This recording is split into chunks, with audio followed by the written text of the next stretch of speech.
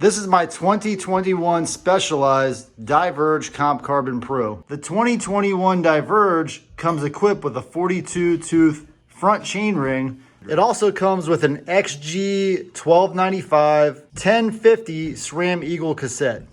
To improve my Diverge's top end, I'm going to swap this cassette out with an E13 950 cassette and increase my top speed by about 5 or 6 miles per hour. To start this swap, I'm going to go ahead and shift the bike up into the highest gear.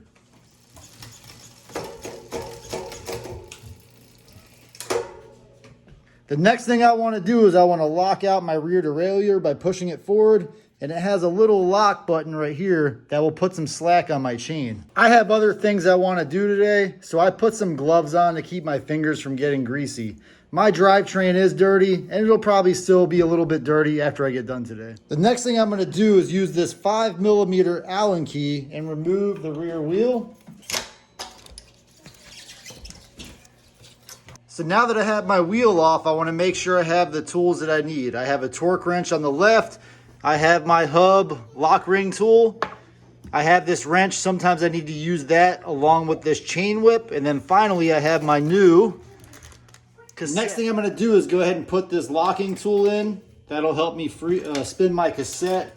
Then I'm going to put my chain whip on. I want the chain whip to be nice and secure, at least around one set of teeth here, one of the specific cogs. Then I'm simply going to take my wrench, put it on, and then depending on how tight it is, break it free, and then just spin it till it comes off.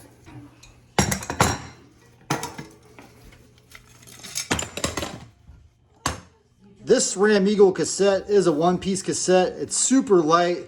I'm not sure how the weight compares to my new cassette, but it is a Diverge, so it's not necessarily a weight or a low weight bike. I think it comes in around 20 pounds. It's gonna still be 20 pounds. My kit came with a little bit of grease, so I'm gonna go ahead and put some on the hub where the cassette will join with the hub. All right, so the next thing I wanna note is I have an XDR hub, and it says use a 2mm spacer with XDR hub only. My kit did not come with a 2mm adapter, or spacer, but luckily down in my toolbox, I have a few from other projects.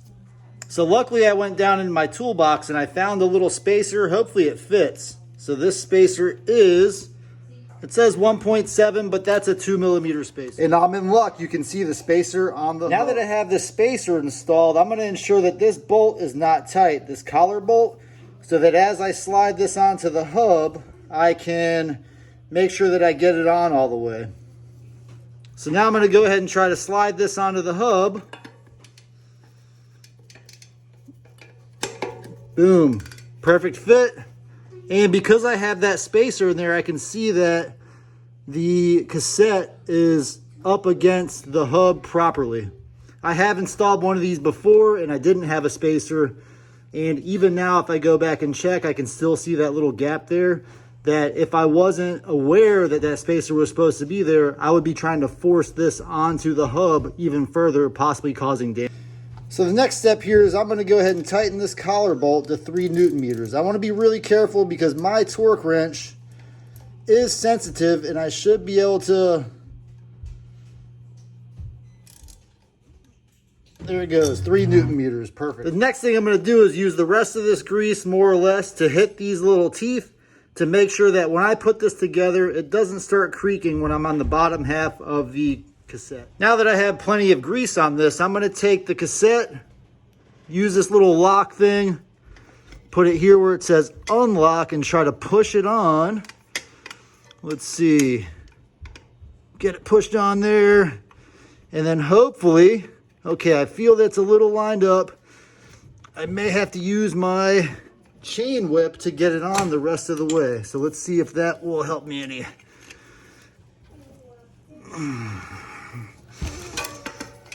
So I did struggle just a little bit off camera. Not that it was difficult or anything, but I wanted to make sure the teeth were lined up so I wasn't bending anything.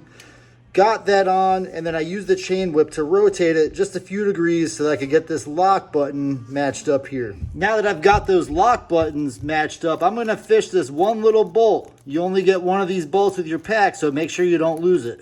I'm gonna take this little bolt and try to thread it into this hole without dropping it. And then once I get it in there, I'm gonna torque it down to the proper spec. So in this case, the proper spec is 1 Newton meter. And so what that means is I'm just gonna turn it until I feel it seat, and that's about it. I'm not gonna turn it anymore because I don't wanna damage that bolt, because all it's doing is preventing the system from moving around. Now I'm simply gonna reinstall that wheel.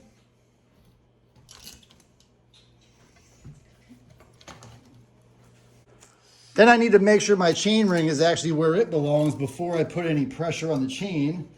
And these kind of chains do have a narrow, wide chain ring pattern, so make sure you set that on there properly. And then the next step is I'm gonna release slowly this tension here in the drive system. Now I'm just gonna run through the gears and make sure I don't have any binding issues.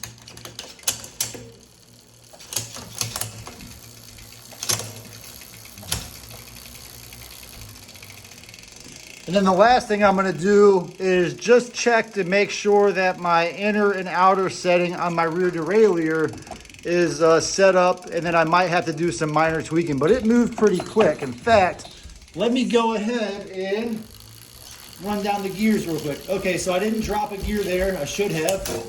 I double dropped there, single. So I'm gonna have to go through and re-index a little bit with the SRAM Eagle. It's pretty easy. So let me just try that one more time.